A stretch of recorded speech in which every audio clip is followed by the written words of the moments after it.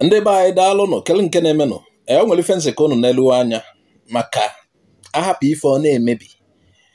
a sị na okenye anya nọ n'ụlọ ewu amụọ n'ọgbịrị na ntịgo na ife na anya ka anyị wee tinye ọnụ na ya maka nsogbu dị. Oke ndị be anyị n'afọ mbụ Chidielaka onye Imo steeti ka mbụ ndị be anyị Biafra ndị eji eme ọnụ udo dịrị na ọ ga-adịrị unu na mma. Biko na o nwere ihe m gabigara n'Upper Iweka chọrọ ka onye ọbụla mara ka amara ihe a ga-eme maka ya because agbachi nkịtị o nwere ike ibute nsogbu n'ọdịnihu. Na mụ na enyi m nwoke onye Yoruba si Imo steeti wee na-ala Lagos wee pụta n'Upper Iweka. So anyị amarọ na ada esi na main road naanị wee na-across ebe a na Lagos Park. So ka anyị na-achọ ka anyị chizie ụkwụ wee cross because anyị fụrụ na ndị ọzọ na-across na-abịa ndị na-eburu agba because anyị nwa bụ agba. So anyị chọzie ka anyị cross abịa jide anyị si na anyị esiro n'elu flyover wee cross.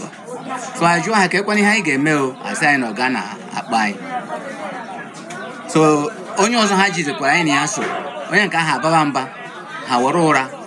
mmanya kpa mmanya mana aka ntị ma aka nri ma aka ekpe. So onye ahụ wee cool down. Anyị ajụkwana ha ka ihe anyị ga-eme na asị anyị na ego anyị 5,000 naira si ya na ejiro 5,000 ihe fọrọ m na akpa ebe a na n'ọzọzọ ego moto anyị ji ala Lagos. Asị m na ego ahụ na anyị ga-eweta ya nsị a na na-enyekwana unu ya na ejighị ego ọbụla anyị ga-eji aga ha jide m wee maa maka na akpa na 50,000 nọ n'akpa m wee were ya. So nyọba ha nye nụ m ego m nọ ya ka anyị ji ana Lagos for ya ekwere enye m ego m. Onye nke ọzọ kwuru okwu ha tie ya ihe mgbe ha tichara onye nke ha mara ọrụ ihe. So ha chọzie onye ahụ sị ka ya weta obere ego onye ha na-akpa ya ka onye ahụ na-atara ya iwepụta ego ahụ ego niile o ji n'aka wee daa na ndị a wee maka mana the money kpori etinye n'akpa. So ụdị ihe nke a wee dị anyị confuse aghọtarozi m nna ajụ ha ọrịkwu na-ezuzo ebe a ka ọ gịnị ihe m nụrụ na ntị m gbuo anyị na m kpọrọ ha ndị ori ebido tibe anyị ihe. So ma ego m tinye n'akpa m 50,000 tinye n'akpa m now afụbeghị m. So now anyị amaazụ ka anyị ga-esi wee si Onitsha wee labazie Lagos unu fụrụ ka ego moto ochi wee dị ọnụ na. So amaghị m ihe anyị ga-eme wee na-ajụ ma gọọmenti ọ maara ihe ndị a na-eme ebe a ka o ri ka ha na ebe a na-ezu uniform ndị ahụ yi edere environmental agent ka edere na uniform ha yi ha nọ black and black like this n'Upper Iweka ebe a anyị amapụrụ na ha nwere ndị ebe a na wọchị onye na-aga. So bikonu ka onye ọbụla anyị aka tinye ọnụ n'ife anụnwa maka ego anyị ndị a ji bikonu na mụnwa bụ onye Imo steeti abụ m onye Mbaise na Mbaise ka ntị wee na-alọpụta wee rute n'Upper Iweka wee fụzie na ndị ba na cross main road wee ka nsị ebe a wee cross ndị wee maa maka na akpa nasị ego anyị ji were kwụra mmadụ emu ntị. Onye Yoruba onye Lagos mụ na ya so wee bata bụ onye were iwe si na ya ma mbịazi ala Igbo ọzọ. So negodi na ụdị ihe dị ihe nka a na-ekwu ukwu Biafra ọdịzie ka anyị na-emegidezi onwe anyị abịasị anyị nataba ụlọ bịa nataba ụlọ nataba ụlọ anyị natazi ụlọ nataba abịazosi a wee mee anyị a sị na ọ bụrụ ofu driver anyị maara mechara anyị abagharịa moto bụrụ anyị wee ruo Lagos anyị wee gaga kwụgwọ moto otu a ka anyị ga-asị wee nọrọ stranded. So biko nye na aka gagodi n'Upper Iweka ga amara ihe ndị ahụ na ebe a na-eme ma ori ka ha na-ezu ma gọọmenti ka ha mesa otu amebe ndị mmadụ biko so otu ọ dị m n'obi biko nye na anyị aka maka ego anyị ndị a ji biko ya sị ka m wee kwuo ya biko nye na anyị aka. Aha m bụ Chidielaka abụ m Imo steeti biko. Ndị be anyị ụnụ anụ naanị ya nụ sikwa ọhụrụ maka ndị na-asị na amabụ na ụdị ife a na-eme. Enwere ndị ya asị na iwu emeela obodo na onweghị onye ọ na ịda ha n'iwu na ịdaga iwu that there is no excuse for a criminal offense. Ọ dị egwu ndị ahụ ndị na-eji ife ndị amụghọ maka na onwere ụdị iwu dị ebe ahụ wee na-ejela onwe ha ife. Mụ anụkwuru maka nke a ọ dịkwu m surprise amụghọdụ maka ya amakwudo m gara ije daa ikwuorie daa n'ọnụ agụ Soludo ponyesịrị n'ime Anambra. O nwere ife na-adụ m surprise ekwesịrị ka ndị na-alụ ọrụ agbụrụ ndị na-eme ife ọjọọ dịkwa n'iche from ndị na-edewe n'afọ maka idewe iwu. Ọ dị egwu n'ife anyị na-afụ onye asị Imo ya na onye Yoruba ha mekwu maka onye Yoruba mana onye ọwụna ụfọdụ na anyị agbaghị ife a na grupu anyị na ụfọdụ na-asị anyị ha na-emekwa na Lagos nsị a na-emezie na Lagos etu a ka esi eme ọ bụla etu ka esi eme ọ dịghọnụ mmanụ anyị ọgọdụ na-emezi anyị eji maka ghara idozi be anyị sịkwa na anyị chọrọ nwere onwe mana anyị na-ekwu anyị ife niile anyị na-eme dịka ife Naijiria na-eme etu ha ka ọ ya adị wee nwere onwe gị.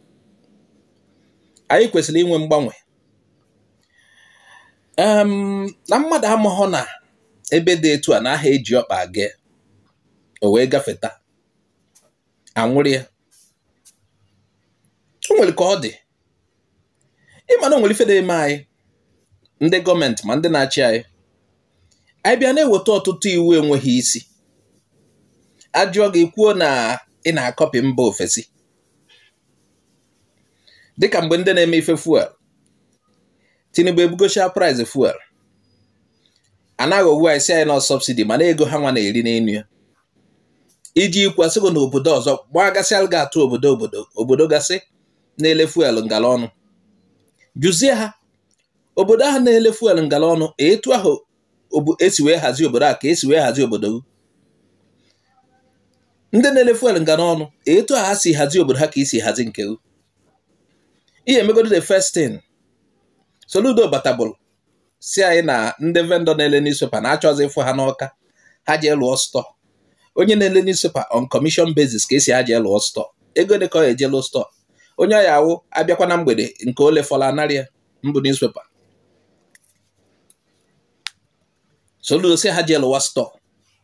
ego dị ka eje lụọ store ihe alụọla ha store si na etu a ka esi operate na Germany Germany ọdụka ana Igbo ịmụ ha na-ahaziri Germany ọfụma hazigodo ana Igbo ka anyị wee bidogodo akwụkwọ iwu a na-eme mmadụ anyị amadụ mgbe ọ dara iwu ụfọdụ ebe na ụlọ ndị jere obodo oyibo o nwere ife na-egosi osi na-ekwu n'iwu ka ị na-achọ ịda na aha eme ụdị a ọ bụrụ ọsọ gọọmenti ime ọkwa ihe egosi mmadụ no leg crossing na ụlọ aha cross ebe ahụ ihe egosi ndị mmadụ afụ ya anya ọfụma nke bụ na onye nwegoro partial sight ya na-afụ ya. O nwere ife gọọmenti ya emegazi ọha ịbịa na-emewu ndị mmadụ were ndị agboro ndị isi akpụ ndị agbụ ụfọdụ ndị ohi ritayachara were ha na-alụ ọrụ na-emewusi ndị be anyị ana m ụbọchị ha na-ene n'ife onyonyo ebe a na-akụjisi ndị mmadụ aka. O nwere iwu a sị na mmadụ daa akụjisia ya aka na mmadụ na-akụjisi ya aka onye nwezi ife ọ eji aka eme ama ọkwa m ma ọ kụjisia ya ọkpa.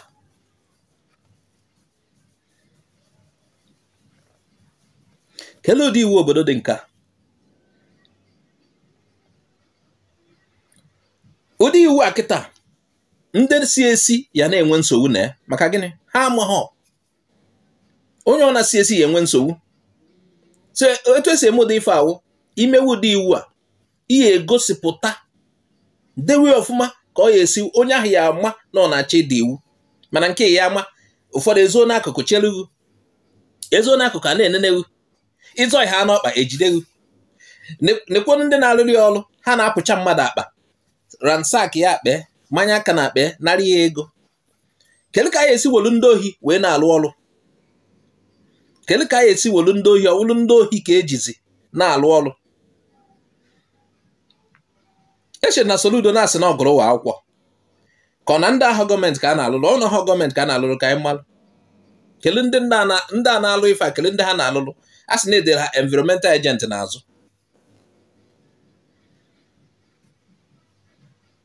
Kele ndị a na-alụrụ ọrụ ịma na mmadụ nọ n'akụkụ na-ekwu hei si votu were esi tụnyere ya na ya achị ichekwa na angel nọ mgbe ọ banyere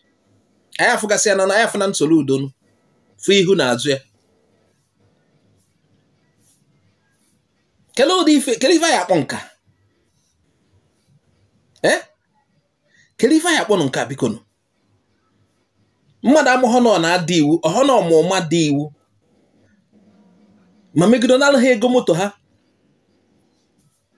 Anyị na-eji ohere a na-agwa gọọmenti Anambra anyị achọrọ ndị ego moto ma kpụrụ ndị niile mere ife a anyị na-ayọ anyị akpụrụ ha ndị niile mere ife a ha adụ mma ịtụ nga ndị mere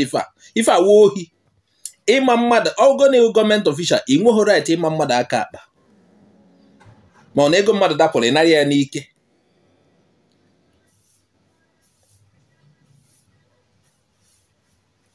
gọọmenti dara ya ụzọ niile nyawo ife ọ dị ka ewu na Soludo kpọpụtaziri ndị ohi kwụwasịa n'ilo ndị ọyawu ndị be anyị bata a na-ezu ha ohi na-ewetara ya awụ na Soludo enweghị ife omelu ma na ọ kpọpụtara ndị ohi ka ha na-ezu ndị be anyị ohi malụ na-eze ndị ohi ka ọwụ na ụlọ ọ nebara ife a anya mbụ Soludo mazie na nyanwa wee eze ndị ohi ife awa ohi ka ha zụrụ ndị a ohi ka ha zụrụ ha. O nwere ilo dịkwa na Nnewi na saịdị ebe First Bank ebe ọ ya wepụta ebe moto na-eje Onitsha. O nweghị ife a na-egosi ebe ahụ gosiri na ọwa nwe ma ọ mana mmadụ ga-buru moto tinye asị ya na ọwa nwe jide kelee ụdị obodo dịgasị ife a eche na asị na ndị Igbo ma ife na ndị Igbo ha na ịhapụrụ ha ọchịchị na ebe ọ na-agbanwe na-enekwuo steeti anyị na ala Igbo obele steeti anyị ahụ ọka ha steeti gasị dị n'ugwu Awụsa mma maka ndị be anyị na-ada asị he na anyị kacha malụ na anyị emekwa na anyị edozi ife ọfụma steeti anyị nkịtịgodu obele ebe anyị nwegasịrị anyị na-arụ ọnụ ọkago nke ndị ugwu mma maọbụ nke ndị ofe mmanụ mma ife adị na Nnewi anyị egosi na ịgbago one way kama anyị enwe ife egosi this is one way gọọmenti kwesịrị inwe sensị anyị egosi mana ịga ha na ụmụ ndị nọ n'akụkụ na-eche ka ị gaa n'obodo oyibo polisi na-anọkọtasị mmadụ no need help ka help wee ọ na-achị dafe ụzọ polisi nwere ike igosi nekwo mana ebe a anyị echelugo and anyị amakwa na ịma ha especially ndị si ka ndị a ọzọ ya ọkpa maka ebe a na-azọ ibu ọkpa ebido ha na mbụ si na aha aga ebe ahụ ọ iwu emela ọfụ etu ntị afụ onwe ife na-egosi na ihe zọ ya ọkpa ife anyị na-echego amalgo line ọwụ ịzọ ha na ha nwụchie egwu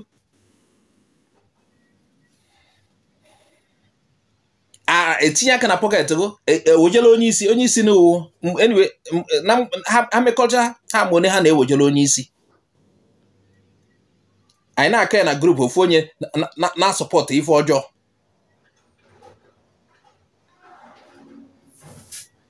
ọbụgo na ndị ọzọ na-eme etu a ya ha eme etu a ịbịagodo na Lagos na ma Ijecha ma Oshodi ebe niile a na-across a na-asịsị across na etinyechara pedestrian etinyechara ya nso ị kwesịrị ịma na ya arịgo mana nke a wụ na onwe ife ya egosighị anyị echelugo ndị ụmụ ekwensu anọlụ n'akụkụ na-awụ ọchịghị ịzọ ha n'ọkpa ejidego bikonu gbasaa na ozi ya ka o ruo Soludo aka ọ na Soludo enwe ife omere ma na Soludo na-akwado ndị ohi ndị na-ezu ndị be anyị ohi ma na ife ọ na-akwado na Anambra